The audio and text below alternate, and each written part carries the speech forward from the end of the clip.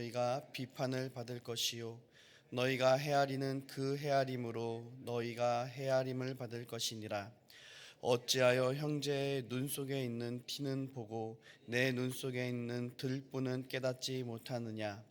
보라, 내 눈 속에 들보가 있는데 어찌하여 형제에게 말하기를 나로 내 눈 속에 있는 티를 빼게 하라 하겠느냐? 외식하는 자여, 먼저 내 눈 속에서 들보를 빼어라. 그 후에야 밝히 보고 형제의 눈 속에서 티를 빼리라. 거룩한 것을 개에게 주지 말며 너희 진주를 돼지 앞에 던지지 말라. 그들이 그것을 발로 밟고 돌이켜 너희를 찢어 상하게 할까 염려하라. 구하라, 그리하면 너희에게 주실 것이요 찾으라, 그리하면 찾아낼 것이요 문을 두드리라, 그리하면 너희에게 열릴 것이니 구하는 이마다 받을 것이요 찾는 이는 찾아낼 것이요 두드리는 이는 에게는 열릴 것이니라. 너희 중에 누가 아들이 떡을 달라 하는데 돌을 주며 생선을 달라 하는데 뱀을 줄 사람이 있겠느냐? 너희가 악한 자라도 좋은 것으로 자식에게 줄 알거든 하물며 하늘에 계신 너희 아버지께서 구하는 자에게 좋은 것으로 주시지 않겠느냐? 그러므로 무엇이든지 남에게 대접을 받고자 하는 대로 너희도 남을 대접하라. 이것이 율법이요 선지자니라. 아멘. 오늘 마태복음 7장 1절에서 12절까지 말씀을 함께 읽었는데요. 오늘의 말씀 요약이 있습니다. 우리 함께 읽도록 하겠습니다. 비판한 대로 비판을 받을 것이니 남을 비판하지 말아야 한다. 형제 눈에 티를 빼주려 하기 전에 자기 눈에 들보를 먼저 빼야 한다. 거룩한 것을 개에게 주지 말아야 한다. 구하고 두드리고 찾는 이에게 하나님이 좋은 것을 주실 것입니다. 남에게 대접받고자 하는 대로 남을 대접해야 합니다. 네, 오늘 말씀 요약이 바로 이런 내용이었습니다. 그렇다면 오늘 말씀 본문에서 결론에 해당하는 절은 몇 절일까요? 말씀 본문을 보시면 나오는데요. 바로 12절입니다. 이 12절이 바로 본문 말씀의 핵심 구절이고 결론에 해당하는 말씀인데요. 우리 말씀 함께 읽도록 하겠습니다. 그러므로 무엇이든지 남에게 대접을 받고자 하는 대로 너희도 남을 대접하라. 이것이 율법이요 선지자니라. 그러므로라고 이렇게 접속사가 있죠. 1절부터 11절까지 하신 모든 말씀을 결론으로 그렇기 때문에 그러므로 너희도 남을 대접하라는 말씀인 것입니다. 바로 오늘 본문은 성도들이 다른 사람을 대할 때 가져야 할 모습이 어떠한 것인지를 우리에게 말씀하고 있는 것입니다. 우리 예수님께서 성도들이 이웃을 대할 때 버려야 하는 태도가 있음을 말씀해 주고 계시는데요. 그것이 1절과 2절에 나옵니다. 우리 1절과 2절 말씀 함께 읽도록 하겠습니다. 비판을 받지 아니하려거든 비판하지 말라. 너희가 비판하는 그 비판으로 너희가 비판을 받을 것이요 너희가 헤아리는 그 헤아림으로 너희가 헤아림을 벗을 것이니라. 아멘. 여기서 예수님께서 우리가 버려야 할 태도를 말씀하고 계시는데 그것이 무엇입니까? 바로 비판과 헤아림입니다. 우리가 다른 사람을 대할 때 비판하고 헤아리는 것들을 버려야 합니다. 그렇다면 비판은 무엇입니까? 비판은 내가 심판자의 자리에 앉으려는 태도인 것입니다. 우리는 흔히 타인의 잘못을 지적할 때 내가 정의롭다고 착각하곤 합니다. 그런데 주님은 단호하게 말씀하십니다. 비판하지 말라는 것이죠. 이는 옳고 그름을 분별하지 말라는 뜻이 아니라 내가 심판자의 자리에 앉으려는 교만을 경계하시는 것입니다. 그렇다면 그리고 우리가 비판하는 그 비판으로 우리가 비판을 받습니다. 그러면 헤아림은 무엇입니까? 헤아림은요, 정죄를 위한 측량을 말합니다. 우리가 다른 사람을 볼 때 말다툼을 하기 시작하면요, 예전에 지은 모든 죄를 조목조목 언급하면서 너 그날 몇 시 몇 초에 이렇게 얘기하지 않았어? 너 이렇게 행동했잖아. 너 이것도 하고 너 저것도 하고 이렇게 했잖아. 네 죄가 더 많고 크다라는 거예요. 그게 헤아림이에요. 우리가 눈에 가시로 여기는 사람이 있을 수 있죠. 근데 그 사람을 바라볼 때 우리가 유독 크게 보이는 것이 뭐예요? 그 사람의 좋은 점, 장점, 멋있는 점이 눈에 보이나요? 이상하게 눈에 안 들어올 거예요. 오히려 되게 작은 허물, 그게 완전 크게 보이죠. 그래서 야, 저 사람은 저렇게 많은 허물을 갖고 있구나. 에이그 저렇게 갖고 어떻게 살아 하면서 그런 죄를 조목조목 따지는 거예요. 그게 헤아리는 것입니다. 다른 사람의 작은 티, 아주 작은 허물을 그렇게 하나하나 따지고 기억하고 세는 거예요. 하나님께서는, 예수님께서 우리에게 비판을 버리고 그 헤아림을 버리라는 것입니다. 왜냐하면 우리가 남의 잘못을 그렇게 하나하나 다 계산하고 따져서 정죄한다면 하나님께서도 우리의 죄를 그 똑같은 계산기로, 헤아림으로 두드려서 심판하시겠다는 것입니다. 예수님께서 우리에게 타인을 향한 비판을 금지한 이유는 무엇입니까? 3절에서 5절의 내용인데요. 바로 5절 말씀, 외식하는 자여 먼저 내 눈 속에서 들보를 빼어라 말씀하십니다. 우리는 상대방의 눈 속에 있는 작은 가시를 기가 막히게 찾아내면서 헤아립니다. 그런데 정작 내 눈을 가로막고 있는 이 거대한 들보는 보지 못하는 것이 우리 실상이라는 것입니다. 여기서 핵심은요, 누가 더 잘못했느냐의 논쟁이 아닙니다. 내 눈이 죄와 허물로 가려져 있는가 하는 영적 시력의 문제입니다. 다른 사람의 그 작은 티끌 같은 죄는 하나하나 다 찾아내고 개수하고 조목조목 이렇게 따져가면서도 정작 내 안에 큰 죄와 허물은 발견하지 못한다는 것이죠. 그리고 이 말은요, 우리 모두는 다 허물이 있는 사람임을, 하나님 앞에 우리 자격으로 스스로 설 수 없는 자들임을 예수님께서 우리에게 말씀해주고 있는 것입니다.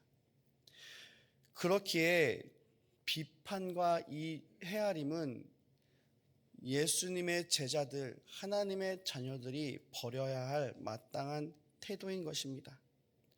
내 눈에 들보가 있는 상태에서 내뱉는 말은요, 형제를 돕는 조언이 아니라 오히려 상처를 주는 정죄가 될 뿐입니다.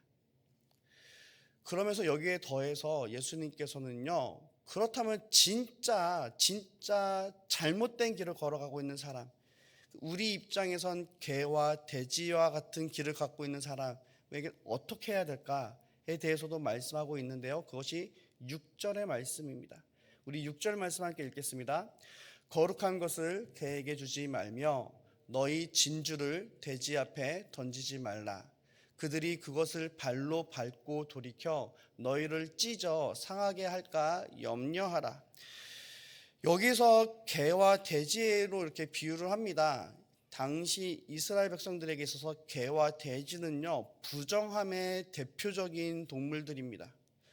그러니까 개와 돼지한테 거룩한 것과 진주를 던지지 말라는 것은 무엇입니까? 우리 눈에 이스라엘 백성들 입장에서 부정한 길을 걷고 있는 사람, 정말 잘못된 길을 걷고 있는 사람, 사망의 길을 걷고 있는 그 사람이 보여요. 그러면 어떡하라는 겁니까? 그 사람 앞에 거룩한 것을 던지지 말라는 것입니다. 진주를 주지 말라는 거예요. 왜 그렇습니까? 그들이 그것을 발로 밟고 돌이켜 너희를 찢어 상하게 할까 염려하라는 것입니다. 이 말은요, 이 뜻이 이렇게 저는 해석을 하였습니다. 내 힘으로 사람을 변화시키려 하지 말라는 것입니다. 우리 눈에 봤을 때 저 사람 죄인인데 저 사람 정말 죽을 길을 가고 있는데 하면 그 사람한테 그 사람을 변화시키려고요, 내 힘으로 내 말로 바꾸려고 하지 말라는 것입니다.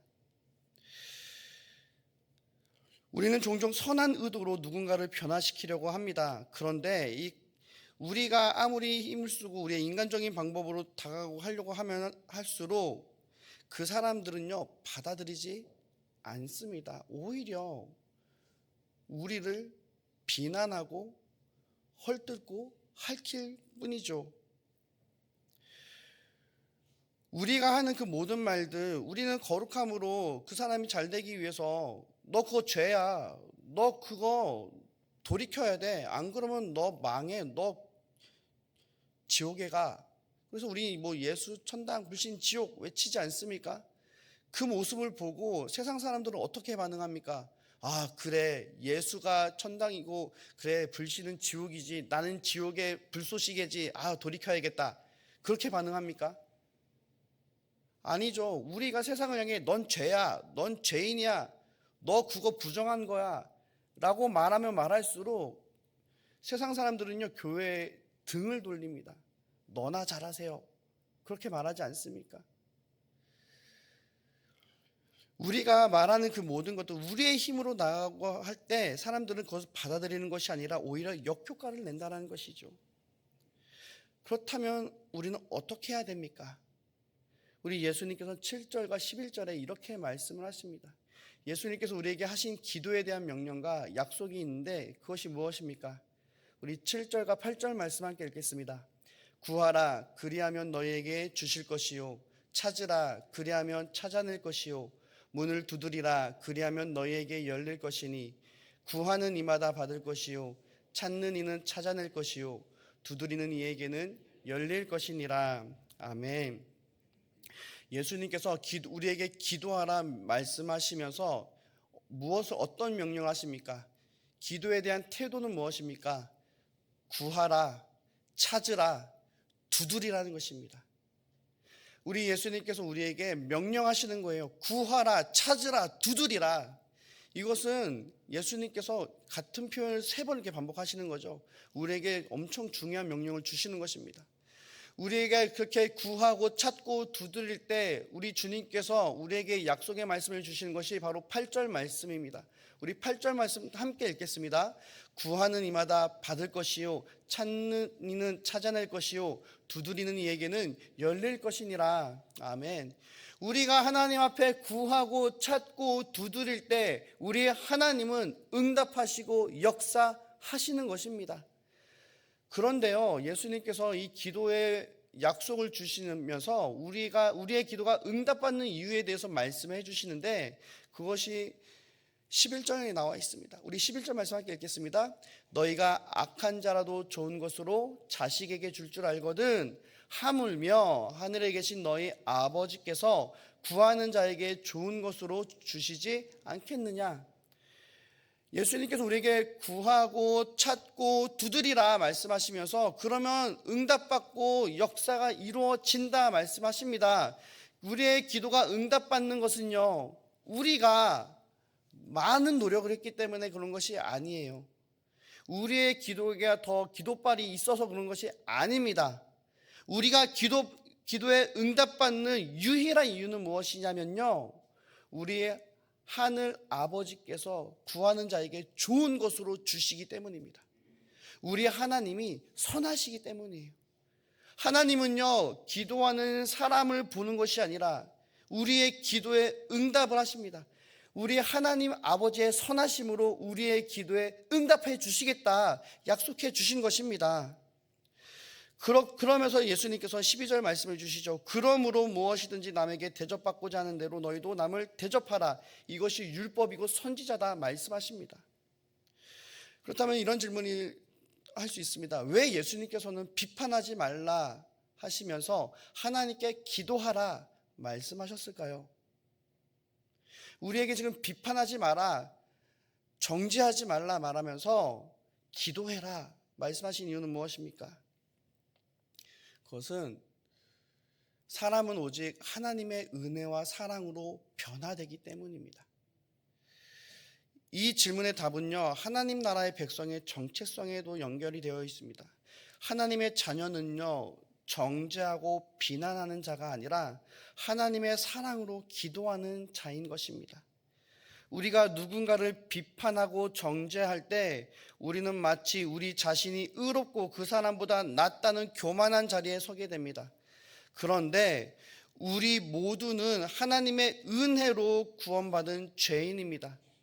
우리가 서 있는 것은 우리의 의로움 때문이 아니라 하나님의 자비 때문입니다. 악인이 변화되고 구원받는 건 역시 우리의 비난과 우리의 정죄의 화살로 변화되는 것이 아니라 오직 하나님의 사랑과 은혜로 변화되어지고 오직 하나님의 사랑으로 구원받는 것입니다. 생각해 보십시오. 사랑하는 귀한 성도님들, 우리가 변화된 이유는 무엇입니까? 우리가 구원받아 하나님의 자녀가 될 수 있었던 이유는 무엇입니까? 누군가가 너 그거 죄야, 너 돌이키지 않으면 지옥에 빠져버릴 거야, 이 죄인아, 그렇게 얘기했을 때 아, 내가 진짜 죄인이구나, 돌이켜야겠다, 그렇게 변화되셨습니까? 예수님께서 우리의 죄를 용서하시고 우리를 사랑하셨기에 그 사랑으로 우리가 변화되고 구원받은 것 아니겠습니까? 비난하지 말고 기도하라, 구하고 찾고 두드려라, 이 말은요, 그 한 영혼을 향한 하나님의 마음을 우리가 알기 원하시는 것입니다. 사랑하는 귀한 성도님들, 중요한 것은요, 하나님께서 하나님의 자녀들을 통해 구원의 역사를 이루어가길 원하신다는 것입니다. 우리가 하나님의 마음을 모를 때 우리는 비난합니다, 정죄합니다. 그런데 하나님의 마음을 알면요, 기도하게 됩니다, 사랑하게 됩니다, 용납하게 됩니다. 그렇게 하나님께서는 우리에게 구하고 찾고 두드리라 명령하신 것입니다. 사랑하는 귀한 성도님들, 하나님은 우리의 기도를 통해 역사하십니다. 우리가 하나님 앞에 무릎 꿇고 눈물로 기도하며 간구하며 나아갈 때 하나님은 그 영혼을 살리십니다. 하나님은 그 영혼을 돌이키십니다. 하나님은 그 영혼을 구원하십니다. 우리가 비판의 입술을 가질 때 우리는 그 사람과 하나님 사이를 가로막는 장애물이 됩니다. 그러나 우리가 기도의 입술을 가질 때 우리는 그 사람과 하나님을 연결하는 통로가 될 줄 믿습니다. 오늘의 말씀을 적용하기 원합니다. 지금 나의 입술은 남을 정죄하는 화살인가, 아니면 하나님의 사랑으로 구원케 하는 기도의 창구인가? 우리의 입술을 돌아보길 원합니다. 또 한 가지, 하나님의 마음으로 품고 기도해야 하는 영혼은 누구입니까? 지금 내 눈에 개와 돼지와 같은 삶을 살아가고 있는 자가 보입니까?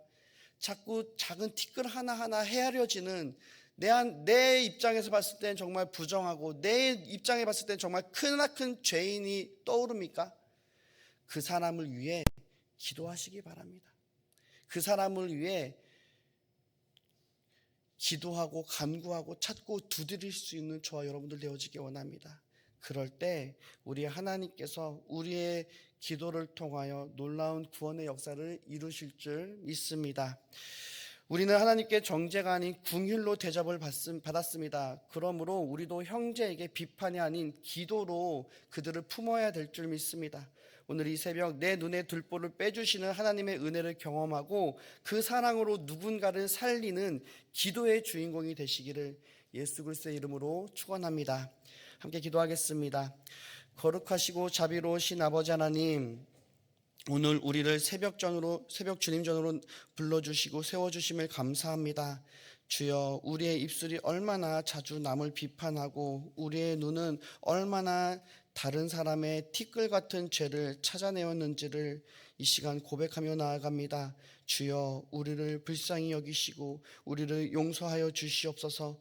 주님, 우리의 입술과 우리의 눈을 주장하여 주시사 우리가 아버지, 우리의 입술이 기도의 창구로 사용되어지게 하여 주옵소서. 내 눈을 여사 내 안에 들보를 깨닫게 하여 주시고 예수 그리스도의 십자가 앞에 온전히 낮아지게 하여 주옵소서. 무엇보다 한 영혼을 향한 하나님 아버지의 마음을 헤아리게 하사 그 영혼을 위해 눈물로 기도하는 자들 되게 하여 주시옵소서. 그래서 하나님의 사랑을 전하는 생명의 통로가 되게 하여 주시옵소서. 감사하며 귀하신 예수 그리스도의 이름으로 기도드리옵나이다. 아멘.